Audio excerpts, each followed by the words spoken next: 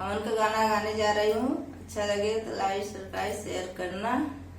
तो के जाए न देवे हरिद्वार पंडित जी, तो के जाए न देवे हरिद्वार पंडित जी, जब से होई न हवनिया हमार पंडित जी, जब से होई न हवनिया हमार पंडित जी। तो के जाए न देवे हरिद्वार पंडित जी, तो के जाए न देव हरिद्वार पंडित जी, जब से होई न हवनिया हमार पंडित जी। हवन महक सुनि राम जी आए, हवन महक सुनि राम जी आए, सीता जी का कर इंतजार पंडित जी, सीता जी का कर इंतजार पंडित जी, जब से होई न हवनिया हमार पंडित जी। जब से जाए न देवे हरिद्वार पंडित जी, तो के जाए न देव हरिद्वार पंडित जी, जब से होई न हवनिया हमार पंडित जी। हवन महक सुनि शंकर जी आए, हवन महक सुन शंकर जी आए, गौरा जी का कर इंतजार पंडित जी, गौरा जी का कर इंतजार पंडित जी, जब से होई न हवनिया हमार पंडित जी।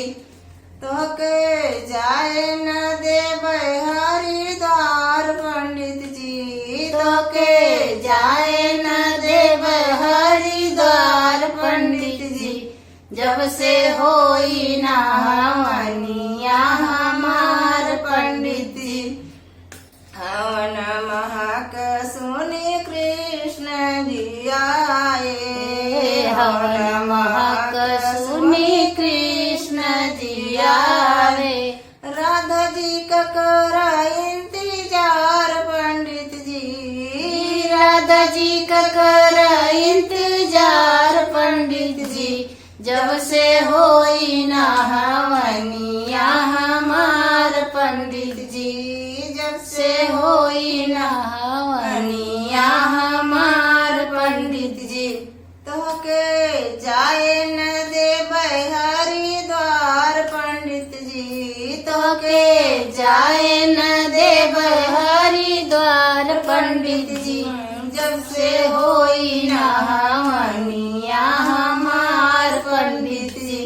हवन महक सुनि विष्णु जी आए, हवन महक सुन विष्णु जी आए, लक्ष्मी जी का कर इंतजार पंडित जी, लक्ष्मी जी का कर इंतजार पंडित जी, जब से होई न हवनिया हमार पंडित जी।